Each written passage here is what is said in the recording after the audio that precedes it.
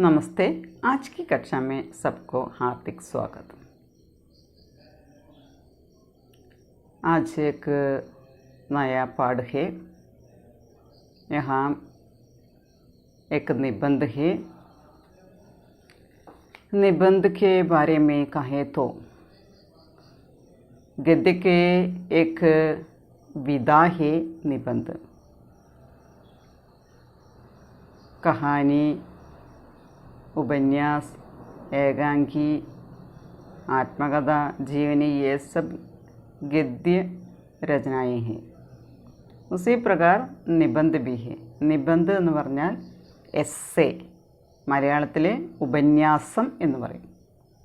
അപ്പോൾ നമ്മൾ ഇവിടെ ഭാരതേന്ദു യുഗം അങ്ങനെ സാഹിത്യത്തെക്കുറിച്ച് നമ്മൾ പറയുകയാണെങ്കിൽ ഭാരതേന്ദു യുഗമുണ്ട്. ആ ഭാരതേന്ദു യുഗത്തിൽ വരുന്നതാണ് നമ്മൾ കഴിഞ്ഞ ദിവസം നമ്മൾ പറയുന്നുണ്ടായി. നമ്മൾ പല കാലങ്ങളിൽ കൂടി നമ്മുടെ ഹിന്ദി സാഹിത്യം കടന്നു പോകുന്നുണ്ട്. അതിന് ആധുനിക കാലത്തിലാണ് നമ്മളെ ഗദ്യകാലത്തിൻ്റെ ഒരു വികാസം, അതായത് ഗദ്യരചനകളുടെ വികാസം ഉണ്ടായത് ആധുനിക കാലത്തിലാണ്. അതായത് 1900 മുതലുള്ള കാലഘട്ടങ്ങളിലാണ് നമ്മുടെ ഗദ്യമേഖല വികസിച്ചത്. ആ ഒരു കാലഘട്ടത്തിലാണ്. അപ്പോൾ ആ കാലഘട്ടത്തിലുണ്ടായ നമ്മളെ ഭാരതേന്ദു ഹരിചന്ദ്ര, അയാളുടെ പേരിൽ തന്നെ ഒരു യുഗമുണ്ട്, ഭാരതേന്ദു യുഗം എന്ന് പറയും. ഹിന്ദി സാഹിത്യത്തിൽ ഇതിഹാസത്തിൽ വരുന്ന ഒരു പ്രധാനപ്പെട്ട ഒരു വ്യക്തിയാണത്. അതുപോലെ തന്നെ ദ്വിവേദി യുഗമുണ്ട്, ഹസാരി പ്രസാദ് ദ്വിവേദിയുടെ പേരിൽ, അതായത് ദ്വിവേദി യുഗമുണ്ട്. അതുപോലെ തന്നെ ശുക്ല, ആചാര്യ രാമചന്ദ്ര ശുക്ലിൻ്റെ പേരിൽ യുഗമുണ്ട്, പ്രേംചന്ദ് യുഗമുണ്ട്. അങ്ങനെ ഓരോ പ്രധാനപ്പെട്ട എഴുത്തുകാരുടെ പേരിൽ ഓരോ യുഗങ്ങൾ അങ്ങനെ കണക്കാക്കുന്നുണ്ട്. ഇപ്പോൾ ഭാരതേന്ദു യുഗീൻ പ്രമുഖ നിബന്ധകർ എന്ന് പറഞ്ഞാൽ ഭാരതേന്ദു ഹരിചന്ദ്ര വരുന്നുണ്ട്, ബാലകൃഷ്ണ ഭട്ടുണ്ട്, ശ്രീനിവാസ് ദാസ്, കാശിനാഥ് ഖത്രി, അങ്ങനെ കുറേ നിബന്ധം, അതായത് എസ് എഴുതുന്ന ആളുകൾ അല്ലെങ്കിൽ ഉപന്യാസം എഴുതുന്ന ആളുകൾ കുറച്ച് പേരുണ്ട്. അതുപോലെ തന്നെ ദ്വിവേദി യുഗമാണെങ്കിലും അന്നത്തെ കാലത്ത് നിബന്ധം എന്ന് പറയുന്നത് അത്ര മാത്രം അവിടെ പുരോഗതി പ്രാപിച്ചില്ല ആ ഒരു കാലഘട്ടത്തിൽ. എങ്കിലും ആ കാലഘട്ടത്തിലും കുറച്ച് പേരുണ്ടായിരുന്നു. മഹാവീർ പ്രസാദ് ദ്വിവേദി, അതുപോലെ തന്നെ മാധവ് പ്രസാദ് മിശ്ര, ബാബു ശ്യാം സുന്ദർദാസ്, മിശ്രബന്ധു, അവരൊക്കെ ആ ഒരു കാലഘട്ടത്തിലുണ്ടായിരുന്ന ദ്വിവേദി യുഗത്തിലുണ്ടായിരുന്ന വ്യക്തികളാണ്. അതുപോലെ നമ്മൾ പറയുകയാണെങ്കിൽ ആചാര്യ രാമചന്ദ്ര ശുക്ല, അതുപോലെ തന്നെ ഈ ഉപന്യാസത്തിന് ഒരുപാട്, അതായത് നമ്മുടെ ഹിന്ദി സാഹിത്യ ചരിത്രം എടുക്കുകയാണെങ്കിൽ അതിലെ ഉപന്യാസത്തിന് വേണ്ടിയിട്ട് ഒരുപാട് സംഭാവന ചെയ്തിട്ടുള്ളൊരു വ്യക്തി കൂടിയാണ് രാമചന്ദ്ര ശുക്ല, ആചാര്യ രാമചന്ദ്ര ശുക്ല. അപ്പോൾ അങ്ങനെ കുറേ പേര് നമ്മളതിൽ വരുന്നുണ്ട്. ഇതുപോലെ തന്നെ ഈ യുഗത്തിൽ തന്നെ നമ്മൾ പറയുന്നുണ്ട് ശുക്ലോത്തര യുഗ് വരുന്നുണ്ട്, അതായത് ആചാര്യ രാമചന്ദ്ര ശുക്ല കഴിഞ്ഞാൽ അതിന് ശേഷം ഇത്. അപ്പോൾ ആചാര്യ രാമചന്ദ്ര ശുക്ലിൻ്റെ ആ യുഗത്തിൽ വരുന്ന ആളുകൾ നമ്മൾ പ്രേംചന്ദ് വരുന്നുണ്ട്, പ്രസാദ്, ജയശങ്കർ പ്രസാദ് ഉണ്ട്, മാഖൻലാൽ ചതുർവേദിൻ്റെ ജൈനേന്ദ്ര, അങ്ങനെയുള്ള കുറച്ച് ആളുകൾ ആ കാലഘട്ടത്തിൽ വരുന്നുണ്ട്. അപ്പോൾ അതുകൂടാതെ ഇവിടെ പറയുന്നുണ്ട് നമ്മുടെ ആചാര്യ ഹസാരി പ്രസാദ് ദ്വിവേദിയെക്കുറിച്ച് പറയുന്നുണ്ട്. അദ്ദേഹത്തെക്കുറിച്ച് പറയുകയാണെങ്കിൽ വളരെയധികം ചിന്തിക്കാൻ കഴിവുള്ളൊരു വ്യക്തിയാണ്. അദ്ദേഹത്തിൻ്റെ അനുഭവങ്ങൾ, അദ്ദേഹത്തിൻ്റെ വിചാരാത്മകമായിട്ടുള്ള ഉപന്യാസങ്ങൾ എടുത്തു നോക്കിക്കഴിഞ്ഞാൽ വളരെ സാധാരണയായിട്ടുള്ള വളരെ രസകരമായ ശൈലിയിൽ അദ്ദേഹം എഴുതിയിട്ടുണ്ട്. ആചാര്യ നമ്മുടെ ഹസാരി പ്രസാദ് ദ്വിവേദി എന്ന് പറയുന്ന ഈ എഴുത്തുകാരൻ വളരെ മനോഹരമായിട്ട് എഴുതിയിട്ടുണ്ടെന്ന് പറയുന്നത്.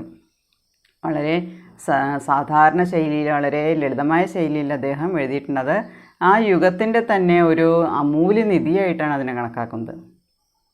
അതുപോലെ നമ്മുടെ സമകാലീനമായിട്ടുള്ള നിബന്ധകാരന്മാരെടുക്കുകയാണെങ്കിൽ, എസ് എഴുതുന്ന ആളുകൾ എടുക്കുകയാണെങ്കിൽ അതിൽ നമ്മുടെ ജൈനേന്ദ്ര, അതുപോലെ ഡോക്ടർ നാഗേന്ദ്ര, രാമവൃക്ഷ ബേണിപുരി, ഇവരൊക്കെ വളരെ പ്രധാനപ്പെട്ട പ്രമുഖരായിട്ടുള്ള എഴുത്തുകാരന്മാരാണ്.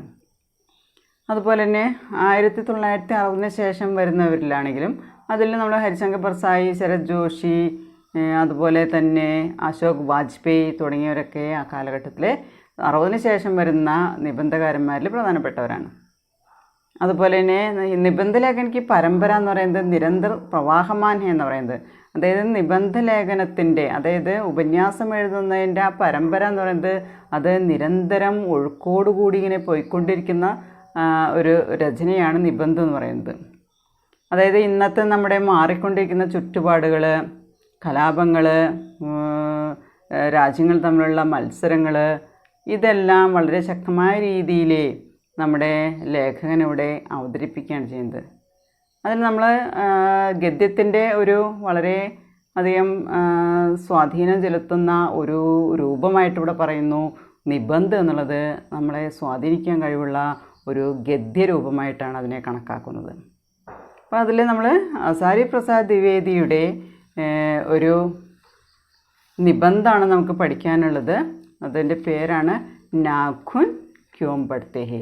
നാഖുൻ എന്ന് പറഞ്ഞാൽ നെയിൽ, നഖം. എന്തുകൊണ്ടാണ് നഖം വളരുന്നത്? നഖത്തിൻ്റെ പ്രത്യേകത എന്താണ്? നമ്മൾ നഖം എന്ന് പറയുന്നത് എന്തിനു വേണ്ടിയിട്ടാണ് ഉപയോഗിക്കുന്നത്?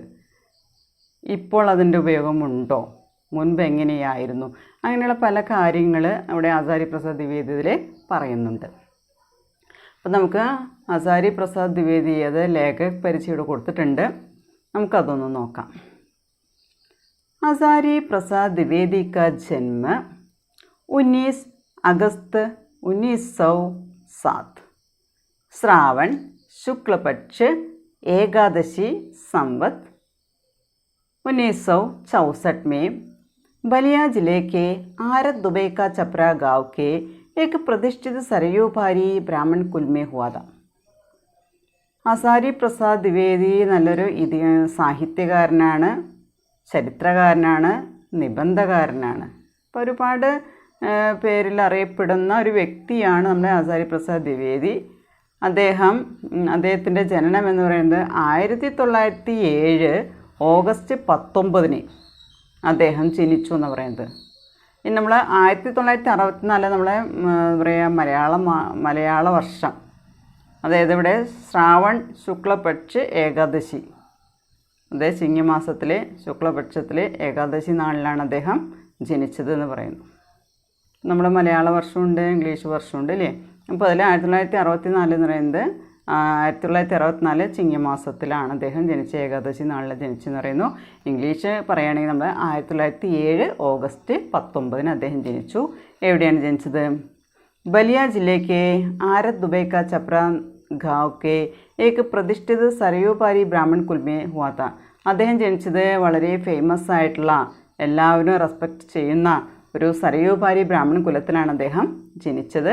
ബലിയ ജില്ലയിലെ ആരത് ദുബൈക്ക ചപ്ര എന്നു പേരുള്ള ഗ്രാമത്തിലെ ഒരു ബ്രാഹ്മണ കുലത്തിലാണ് അദ്ദേഹം ജനിച്ചത്. അപ്പോൾ ആചാര്യ പ്രസാദ് ദ്വിവേദി ബ്രാഹ്മണനായിരുന്നു എന്ന് പറയുന്നത്. उनके पिता पंडित अनमोल द्विवेदी संस्कृत के प्रगांड पंडित थे. പ്രഗാണ്ട് എന്ന് പറഞ്ഞാൽ ഗ്രേറ്റ്, വളരെ വലിയൊരു പണ്ഡിതനായിരുന്നു എന്ന് പറയുന്നത്.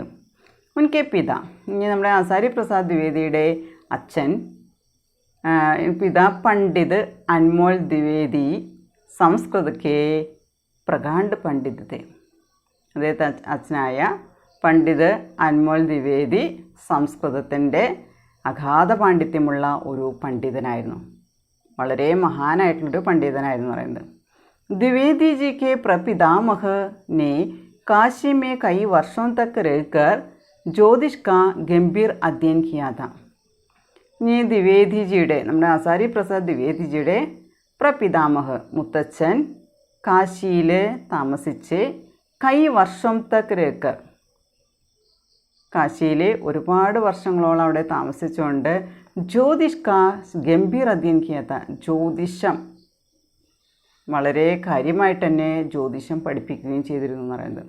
അപ്പം അങ്ങനെ ജ്യോതിഷം പഠിപ്പിച്ച് അദ്ദേഹം ജ്യോതിഷ ആചാര്യനായിട്ട് മാറി. അങ്ങനെയുള്ള ഉപാധികളൊക്കെ അദ്ദേഹത്തിന് നേടാൻ സാധിച്ചു. സാഹിത്യാചാര്യനായി, ജ്യോതിഷാചാര്യനായി, അതായത് ബനാറസ് ഹിന്ദു യൂണിവേഴ്സിറ്റിയിൽ നിന്ന് അദ്ദേഹത്തിന് ജ്യോതിഷാചാര്യ എന്ന് പറയുന്ന ഒരു ബിരുദം കിട്ടി. അതുപോലെ തന്നെ സാഹിത്യാചാര്യ എന്ന് പറയുന്ന ബിരുദമൊക്കെ നേടാനായിട്ട് സാധിച്ചു എന്ന് പറയുന്നത്.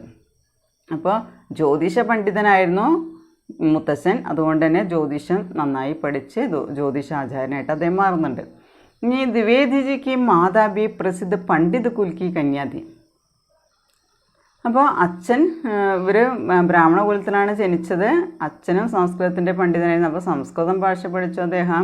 അതുപോലെ തന്നെ ബംഗാളി, ഹിന്ദി തുടങ്ങിയ 3-4 ഭാഷകൾ അദ്ദേഹത്തിന് സ്വന്തമാക്കാനായിട്ട് സാധിച്ചിട്ടുണ്ടെന്ന് പറയുന്നത്. അച്ഛൻ സംസ്കൃത പണ്ഡിതനായിരുന്നു, അതുകൊണ്ട് സംസ്കൃതം നന്നായി പഠിച്ചു. അതുപോലെ തന്നെ മുത്തച്ഛനാണെങ്കിൽ ജ്യോതിഷാചാര്യനായിരുന്നു, അതുകൊണ്ട് ജ്യോതിഷാചാര്യ എന്നുള്ള ഒരു ബിരുദം തന്നെ അദ്ദേഹം എടുത്തു എന്നാണ് പറയുന്നത്. ഇനി അമ്മയെക്കുറിച്ചാണ് പറയുന്നത്. മാതാബി പ്രസിദ്ധ പണ്ഡിത കുൽക്കി കന്യാതി.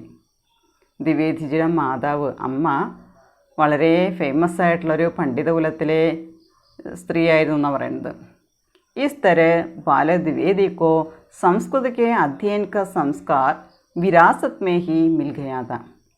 അപ്പോൾ കുടുംബപരമായിട്ട് വളരെ പാണ്ഡിത്യമുള്ള പണ്ഡിതന്മാരുടെ കുടുംബമാണ്. അച്ഛനായാലും മുത്തച്ഛനായാലും അമ്മയുടെ വീട്ടുകാരായാലും അവരെല്ലാവരും പണ്ഡിത കുലത്തിലാണ് ജനിച്ചത് എന്ന് പറയുന്നത്. അങ്ങനെയുള്ളൊരു കുടുംബ മഹിമയാണ് ഉണ്ടായിരുന്നത്.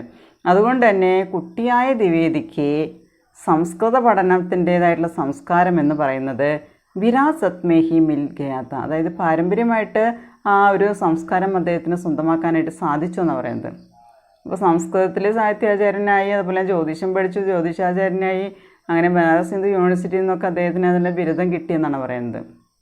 അപ്പോൾ സംസ്കൃത ഭാഷയിലെ അഗാധമായ പാണ്ഡിത്യമുണ്ടായിരുന്നു. ബംഗാളി ഭാഷ, അതുപോലെ ഹിന്ദി, ഇങ്ങനെ ഈ ഭാഷകളിലൊക്കെ അദ്ദേഹം പ്രാവീണ്യം നേടിയെന്നാണ് പറയുന്നത്. सन 1930 में इंटर की परीक्षा उत्तीर्ण करने के बाद द्विवेदी जी प्राध्यापक होकर ശാന്തി നികേതൻ चले गए. രവീന്ദ്രനാഥ് ടാഗോറിൻ്റെ പേര് കേട്ടിട്ടുള്ള ശാന്തി നികേതൻ, പണ്ടത്തെ ഒരു സ്കൂളാണത്.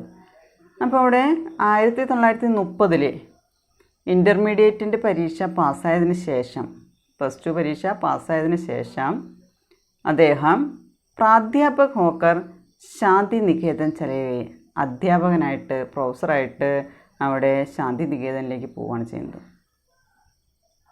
1930, അതായത് 1907 ജനിച്ചു. 1930 ഇൻ്റർക്ക് പരീക്ഷ ഉത്തീർണ ഇൻ്റർ പരീക്ഷ പാസ്സായതിനു ശേഷം അദ്ദേഹം ദ്വിവേദിജി പ്രൊഫസറായിട്ട് ശാന്തി നികേതനിലേക്ക് പോയി. सन 1940 से 1950 तक वे वहाँ पर हिंदी भवन के निर्देशक के पद पर काम करते रहे. അങ്ങനെ 1930 ശാന്തി നികേതൻ എന്ന് പറയുന്ന നമ്മുടെ രവീന്ദ്രനാഥ് ടാഗോർ സ്ഥാപിച്ച ഒരു സ്കൂളാണ് ശാന്തി നികേതൻ എന്ന് പറയുന്നത്. അവിടെ അദ്ദേഹം പോവുകയും 1940 മുതൽ 50 വരെയുള്ള കാലഘട്ടത്തിൽ ശാന്തി നികേതനിൽ അദ്ദേഹം ഹിന്ദി ഭവൻ എന്നുള്ളതിൻ്റെ, അതായത് ഹിന്ദി സഭയുടെ തന്നെ ഡയറക്ടറുടെ പോസ്റ്റിൽ, നിർദ്ദേശകൻ എന്ന് പറഞ്ഞാൽ ഡയറക്ടറുടെ പോസ്റ്റിൽ കാം കർത്തെ രഹേ, ജോലി ചെയ്തു എന്ന് പറയുന്നത്.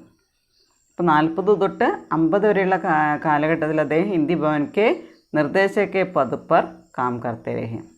शांति निकेतन में रविंद्रनाथ टैगोर के घनिष्ठ संपर्क में आने पर नए मानवतावाद के प्रति उनके मन में जिस आस्था की प्रतिष्ठा हुई वह उनके भावी विकास में बहुत ही सहायक बनी.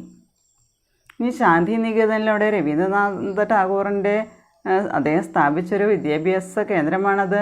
അവിടെ ശാന്തി നികേതനിലെ രവീന്ദ്രനാഥ് ടാഗോറുമായിട്ടുള്ള വളരെ അടുത്ത സമ്പർക്കത്തിലാവുകയും അതുമാത്രമല്ല അതിനോടൊപ്പം തന്നെ നയേ മാനവതാവാദത്തെ പ്രതി, പുതിയ മനുഷ്യത്വവാദം,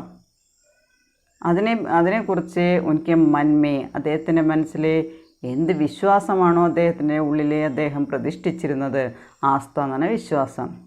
ഉനക്ക് ഭാവി വികാസ് മേ ഹി ബഹുത് ഹി സഹായക് ബനി, അത് അദ്ദേഹത്തിൻ്റെ ഭാവി വികാസത്തിൽ, ഫ്യൂച്ചറിൽ അദ്ദേഹത്തിന് വളരെയധികം സഹായകമാവുകയും ചെയ്തു. അപ്പം മനുഷ്യനോടുള്ള ആ മനുഷ്യത്വവാദത്തോടുള്ള അദ്ദേഹത്തിൻ്റെ മനസ്സിലുണ്ടായിരുന്ന വിശ്വാസം എന്ന് പറയുന്നത് അദ്ദേഹത്തിൻ്റെ പിന്നീട് വന്ന ഭാവി ജീവിതത്തിൽ അത് വളരെയധികം സഹായകമായിട്ട് മാറി. അപ്പോൾ ഇവിടെ ശാന്തി നികേതനിലെ രവീന്ദ്രനാഥ് ടാഗോറുമായിട്ടുള്ള അടുപ്പം അദ്ദേഹത്തിന് ഒരുപാട് ഫ്യൂച്ചറിൽ ഒരുപാട് ഡെവലപ്മെൻറ്റിനെ സഹായിച്ചു എന്നാണ് പറയുന്നത്.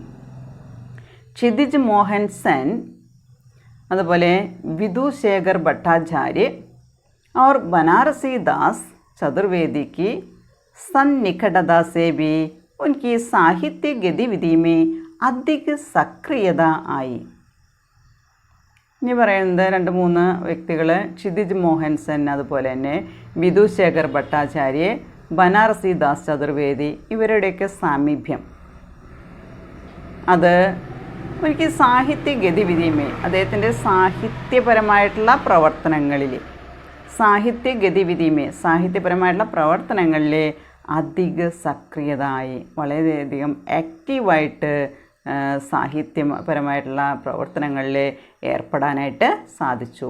ആരൊക്കെ കാരണമാണ്?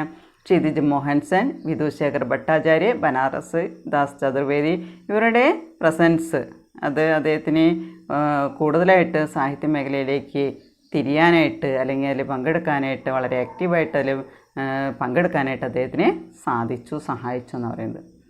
ദ്വിവേദിക്ക് ഭാഷ പരിമാർജിത് ഗഡി ബോലി ഹെ.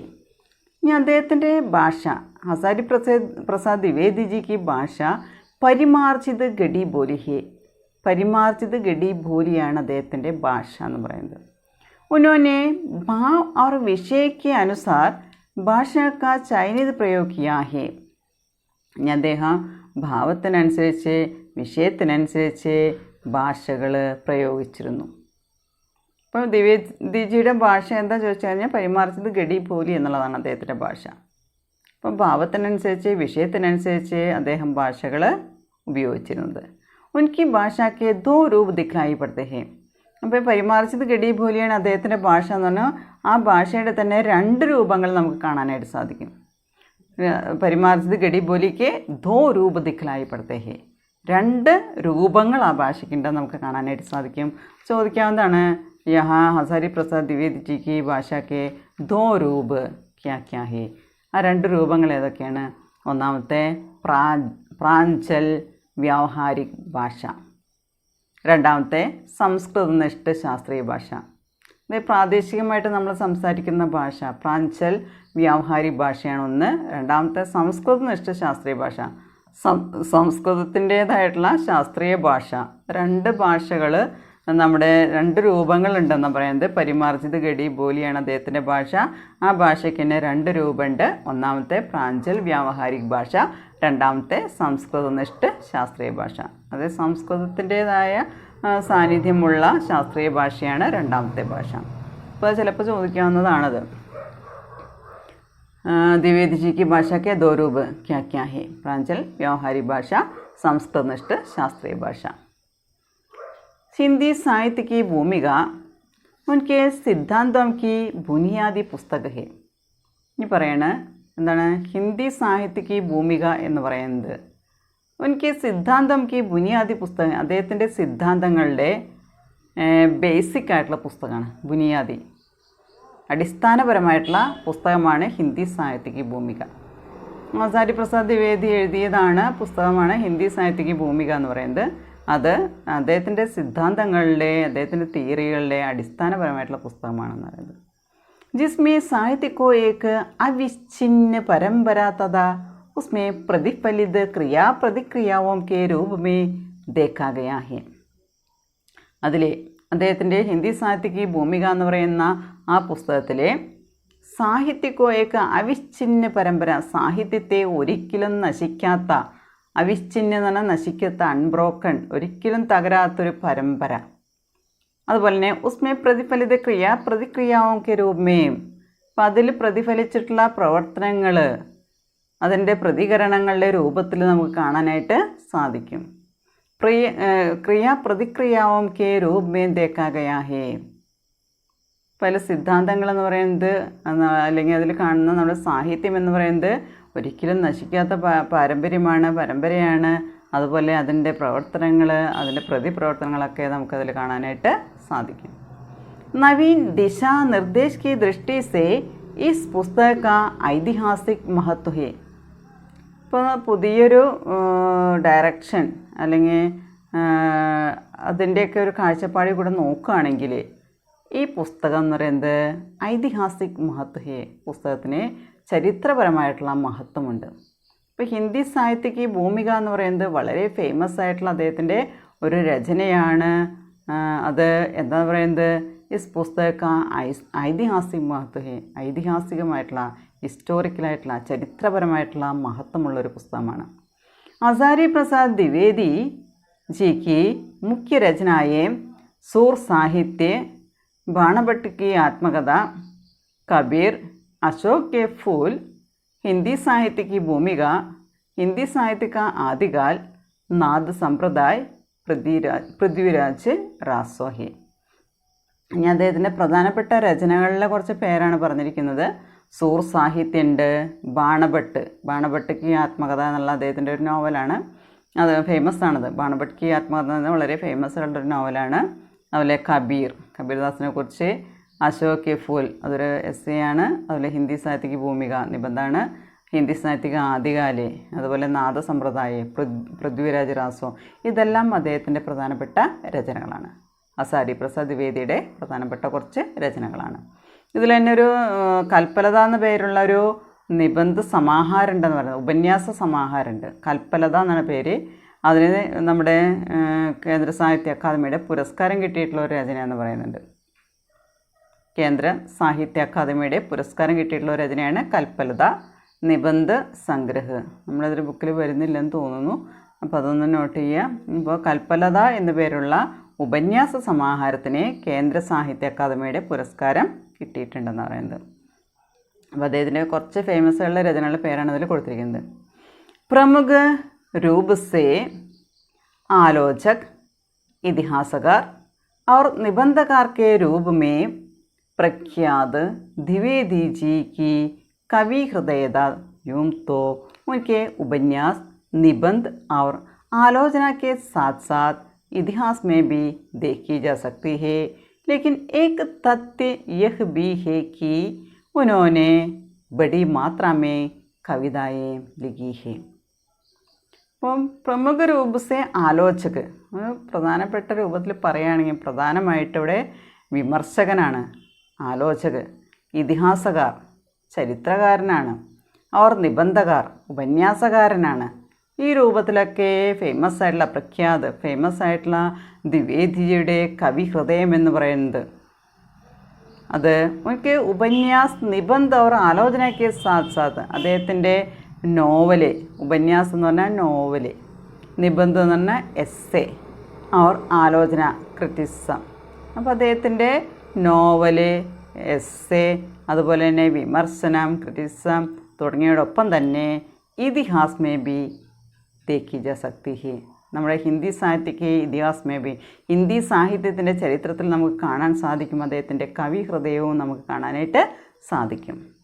അപ്പോൾ നമ്മൾ പറഞ്ഞു ആലോചകനാണ്, ഇതിഹാസകാരാണ്, നിബന്ധകാരാണ്, എങ്കിലും അദ്ദേഹത്തിനൊരു കവി ഹൃദയമുണ്ട്. അത് അദ്ദേഹത്തിൻ്റെ നോവലും ഉപന്യാസവും അതുപോലെ തന്നെ വിമർശനം, അതോടൊപ്പം തന്നെ ഹിന്ദി സാഹിത്യത്തിൻ്റെ ചരിത്രത്തിലെ അദ്ദേഹത്തിൻ്റെ കവി ഹൃദയം നമുക്ക് കാണാൻ സാധിക്കും. ലേക്കി തത്ത് യഹ് ബി ഹേ കി ഉന്നോനെ ബഡി മാത്രമേ കവിതായെ ലിഖി ഹി, അദ്ദേഹം ഒരുപാട് കവിതകളും അദ്ദേഹം എഴുതിയിട്ടുണ്ടെന്ന് പറയുന്നത്. അതാണ് അതിൻ്റെ പ്രധാനപ്പെട്ട കാര്യമായിട്ട് ഇവിടെ പറയുന്നത്.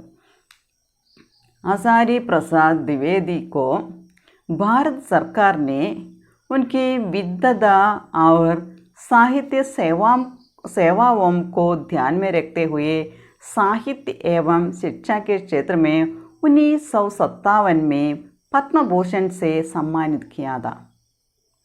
ഇപ്പോൾ അദ്ദേഹത്തിന് അവാർഡുകളൊക്കെ കിട്ടിയിട്ടുണ്ട്, പുരസ്കാരങ്ങൾ കിട്ടിയിട്ടുണ്ട്. നമ്മൾ സാഹിത്യ അക്കാദമിയുടെ പുരസ്കാരം പറഞ്ഞ കൽപ്പലത എന്ന് പറയുന്ന ഒരു നിബന്ധ സമാഹാരം, അതായത് ഉപന്യാസ സമാഹാരത്തിൽ നമുക്ക് കിട്ടിയിട്ടുണ്ടെന്ന് പറഞ്ഞു. ഇതുകൂടാതെ ഏറ്റവും വലിയൊരു അവാർഡാണിത് നമ്മൾ പറയുന്നു, പത്മഭൂഷൺ എന്ന് പറയുന്നത്.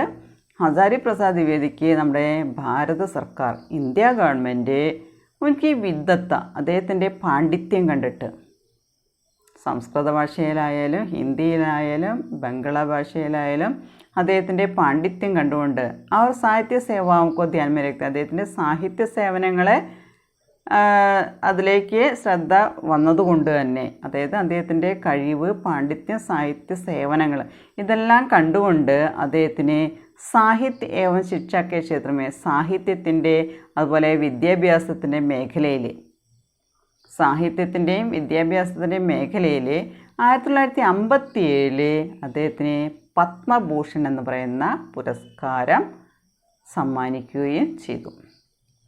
അപ്പോൾ പത്മഭൂഷൺ എന്ന് പറയുന്ന ഒരു അവാർഡ് കൊടുത്ത് അദ്ദേഹത്തെ ആദരിക്കുകയും ചെയ്തു എന്നാണ് പറയുന്നത്. 1957 അദ്ദേഹത്തിൻ്റെ സാഹിത്യ സേവനങ്ങൾ അല്ല അദ്ദേഹത്തിൻ്റെ പാണ്ഡിത്യത്തെ കണ്ടുകൊണ്ട് അദ്ദേഹത്തിന് സാഹിത്യത്തിൻ്റേതായ വിദ്യാഭ്യാസത്തിൻ്റേതായ മേഖലയിൽ 1957 പത്മഭൂഷൺ അദ്ദേഹത്തിന് കൊടുക്കുകയും ചെയ്തു. आसारी प्रसाद द्विवेदी जी की मृत्यु 19 मई 1979 में हुई थी. ഇനി ഹസാരി പ്രസാദ് ദ്വിവേദിജിയുടെ മരണം 1979 മെയ് 19 അദ്ദേഹം മരിച്ചത്. അപ്പോൾ ജനിച്ചത് നമ്മൾ പറഞ്ഞു ഒരു 19-ാം തീയതിയാണ്, ഓഗസ്റ്റ് 19 ജനിച്ചത്. 1907 മരിച്ചത് 1979 മെയ് 19 അദ്ദേഹം മരിക്കുകയും ചെയ്തു. അപ്പോൾ അദ്ദേഹത്തെക്കുറിച്ച് പറയുകയാണെങ്കിൽ നമ്മൾ നേരത്തെ പറഞ്ഞു അദ്ദേഹം ഹസാരി പ്രസാദ് ദ്വിവേദി എന്ന് പറയുന്ന ആൾ ബ്രാഹ്മണ കുലത്തിൽ ജനിച്ചൊരു വ്യക്തിയാണ്. उनके पंडित संस्कृत के प्रगाढ़ पंडित थे. उसके प्रपितामह काशी में रहकर कई वर्षों तक ज्योतिष का गंभीर अध्ययन किया था. അതുപോലെ द्विवेदी जी की माता भी प्रसिद्ध पंडित कुल की एक कन्या थी. इस तरह बाल द्विवेदी जी को संस्कृत के अध्ययन का संस्कार विरासत में ही मिल गया था. അതായത് പാരമ്പര്യമായിട്ട് കഴിവ് കിട്ടി. സംസ്കൃത പഠനമായാലും ജ്യോതിഷ പഠനമായാലും അത് പാരമ്പര്യമായിട്ടുള്ള കഴിവാണ് അദ്ദേഹത്തിൻ്റെ എന്ന് പറയുന്നത്. സംസ്കൃത പണ്ഡിതനായിരുന്നു അച്ഛൻ. അപ്പോൾ സംസ്കൃതത്തെക്കുറിച്ച് അഗാധമായിട്ടുള്ള പാണ്ഡിത്യമുണ്ടെന്ന് പറയുന്നത്. അതുപോലെ ജ്യോതിഷത്തിലും അഗാധമായ പാണ്ഡിത്യമുണ്ടായിരുന്നു. ബ്രാഹ്മണ കുലത്തിനാണ് ജനിച്ചത്. അപ്പോൾ ഇവിടെ നമ്മൾ പറയുന്നുണ്ട് സംസ്കൃത ഭാഷയും അതുപോലെ ഹിന്ദി ആയാലും ബംഗാള ഭാഷയായാലും അദ്ദേഹത്തിന് നന്നായി കൈകാര്യം ചെയ്യാനായിട്ട് അറിയുമായിരുന്നു. അതിലൊക്കെ അദ്ദേഹം നിപുണനായിരുന്നു എന്ന് പറയുന്നത്, പ്രാവീണ്യം നേടിയിട്ടുണ്ടെന്ന് പറയുന്നത്. അതുകൊണ്ട് തന്നെ സാഹിത്യാചാര്യ പട്ടം അതുപോലെ ജ്യോതിഷാചാര്യനൊക്കെ ആയിട്ട് അദ്ദേഹത്തെ കണക്കാക്കുന്നുണ്ടെന്ന് പറയുന്നത്. കാശിയിലെ ബനാറസ് ഹിന്ദു യൂണിവേഴ്സിറ്റിയൊക്കെ അദ്ദേഹത്തിന് ജ്യോതിഷാചാര്യം എന്ന് പറയുന്ന ഒരു അവാർഡ് അല്ലെങ്കിൽ ഒരു ഡിഗ്രി അദ്ദേഹത്തിന് കൊടുത്തിട്ടുണ്ടെന്ന് പറയുന്നത്. അപ്പോൾ 1930 അദ്ദേഹം ഇൻ്റർ പരീക്ഷ പാസ്സായി അദ്ദേഹം ശാന്തിനികേതനിൽ പോവുകയാണ് ചെയ്യുന്നത്. ശാന്തിനികേതനിൽ അവിടെ പ്രൊഫസറായിട്ട് അവിടെ ജോലി നോക്കുകയാണ് ചെയ്യുന്നത്.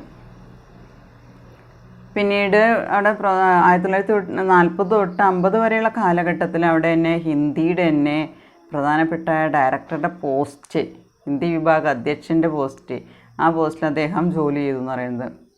അതുമാത്രമല്ല അദ്ദേഹത്തിൻ്റെ ജീവിതത്തിലെ വളരെ വലിയ സഹായമായി മാറിയൊരു കാര്യമെന്ന് പറയുന്നത് അദ്ദേഹത്തിൻ്റെ മനസ്സിലെ മനുഷ്യത്വത്തെക്കുറിച്ചുള്ള ഒരു ബോധം അല്ലെങ്കിൽ ഒരു വിശ്വാസം അദ്ദേഹത്തിൻ്റെ ഉള്ളിൽ പ്രതിഷ്ഠിക്കാൻ സാധിച്ചു എന്ന് പറയുന്നത് ശാന്തിനികേതനിലെ രവീന്ദ്രനാഥ് ടാഗോറുമായിട്ടുള്ള അടുപ്പം. അതുകൊണ്ട് അദ്ദേഹത്തിൻ്റെ ഉള്ളിലൊരു പുതിയൊരു വിശ്വാസം തന്നെ പ്രതിഷ്ഠിക്കാൻ സാധിച്ചു. അത് അദ്ദേഹത്തിൻ്റെ ഭാവി ജീവിതത്തിൽ ഒരുപാട് സഹായിച്ചു എന്നാണ് പറയുന്നത്, രവീന്ദ്രനാഥ ടാഗോറുമായിട്ടുള്ള ആ കോണ്ടാക്റ്റ്. ഇതുകൂടാതെ തന്നെ സാഹിത്യ പ്രവർത്തനങ്ങളിൽ സഹായിച്ച 2-3 വ്യക്തികളുണ്ട്.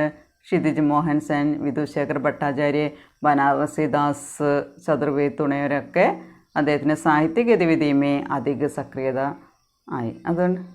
അതുപോലെ തന്നെ द्विवेदी जी की ഭാഷ എന്ന് പറയുന്നത് പരിമാർജിത് ഗഡി പോലെ ഉनकी ഭാഷा के 2 रूप है. भाषा के 2 रूप प्रांचल व्यावहारिक भाषा, दूसरा संस्कृतनिष्ठ शास्त्रीय भाषा है. उनका एक प्रसिद्ध रचना है हिंदी साहित्य की भूमिका. उसके अलावा उसकी कुछ प्रमुख रचनाएं हैं सूर साहित्य, बाणभट्ट की आत्मकथा, कबीर, अशोक के फूल, हिंदी साहित्य की भूमिका, हिंदी साहित्य का आदिकाल, नाद संप्रदाय, पृथ्वीराज रासो, ये सब उनकी प्रमुख रचनाएं हैं. हजारी प्रसाद द्विवेदी जी के बारे में कहें तो वे प्रमुख रूप से आलोचक है, इतिहासकार है, निबंधकार है और उसके एक कवि हृदय भी है. उनके उपन्यास, निबंध और आलोचना के साथ साथ इतिहास में भी उसकी कवि हृदय देखी जा सकती है. उन्होंने बड़ी मात्रा में कविताएं लिखी है. केंद्र साहित्य अकादमी से कल्पलता नामक निबंध संग्रह पर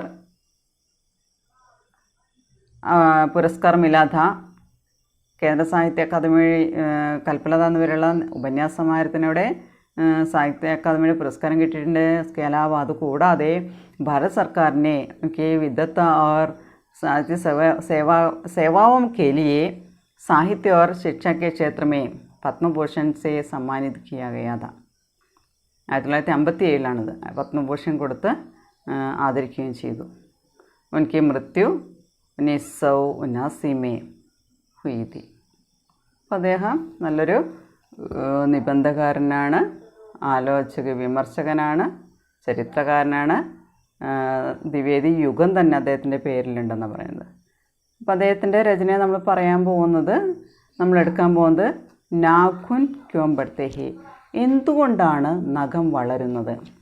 ഈ നഖം എന്ന് പറഞ്ഞാൽ എന്തിനു വേണ്ടിയിട്ടാണ് നമ്മൾ പണ്ട് എന്തിനാണ് ഉപയോഗിച്ചത്? അപ്പോൾ ആചാര്യ ഹസാരി പ്രസാദ് ദ്വിവേദി एक ലളിത് നിബന്ധകാർ ഒരു വളരെ ചെറിയൊരു എന്താ പറയുക ലളിത് നിബന്ധകാരൻ എന്ന പേരിൽ അദ്ദേഹം അറിയപ്പെടുന്നു. അദ്ദേഹത്തിൻ്റെ പ്രസ്തുത നിബന്ധ म्यूनोने नाखून क्यों बढ़ते हैं എന്നുള്ളത് सामान्य विषय पर मानव सभ्यता के विकास की ललित गाथा प्रस्तुत की है. അതായത് ഇവിടെ നമ്മുടെ മനുഷ്യൻ്റെ സംസ്കാരത്തിൻ്റെ വികാസത്തിൽ ഒരു ചെറിയൊരു നഖം വളരുന്നു, എന്തുകൊണ്ടത് വളരുന്നു എന്നുള്ള ഒരു എന്താ പറയുക അതിനെ ആ ഒരു വിഷയത്തെ ആസ്പദമാക്കി എഴുതിയിട്ടുള്ളൊരു ഉപന്യാസമാണ് നമ്മുടെ നഖത്തിൻ്റെ നഖം എന്തുകൊണ്ട് വളരുന്നു, നഖത്തെ ആസ്പദമാക്കിയിട്ട് എഴുതിയിട്ടുള്ളതാണ്. അതായത് പണ്ടത്തെ കാലത്ത് നഖം എന്ന് പറയുന്നത് ജീവൻ രക്ഷാ के लिए यहाँ ചരിത്ര के रूप में प्राणियों के मिले थे. പണ്ടത്തെ കാലത്തൊക്കെ ജീവൻ രക്ഷിക്കാനായിട്ട് നഖം നമ്മൾ പറയാം പല്ലും നഖം ഉപയോഗിച്ച് എതിർക്കുക എന്നൊക്കെ കേട്ടിട്ടുണ്ടോ, പോരാടുക എന്നൊക്കെ പറയണില്ലേ, അതുപോലെ നഖം എന്ന് പറയുന്നത് പണ്ട് നമ്മൾ വർഷങ്ങൾക്ക് അതായത് ലക്ഷക്കണക്കിന് വർഷങ്ങൾക്ക് മുൻപ് നമ്മൾ കാട്ടുമൃഗങ്ങളുടെ കൂടെ ജീവിച്ചിരുന്ന ഒരു കാലഘട്ടത്തിൽ നമ്മൾ അന്ന് ഉപയോഗിച്ചിരുന്നു ഈ നഖം എന്ന് പറയുന്നത് നമ്മൾ ആയുധമാക്കിയിട്ട് ഉപയോഗിച്ചിരുന്നു പറയുന്നത്. ഇപ്പം നഖം എന്ന് പറയുന്നത് പല്ലെന്ന് പറയുന്നതൊക്കെ നമ്മൾ ഒരുപാട് എന്താ പറയുക ഒരുപാട് വർഷങ്ങൾക്ക് മുമ്പ് ആയുധമാക്കിയിട്ട് ഉപയോഗിച്ചു എന്ന് പറയുന്നത്. അപ്പോൾ അതിനെക്കുറിച്ചാണ് നമ്മളിനി പറയാൻ പോകുന്നത്. Okay, thank you.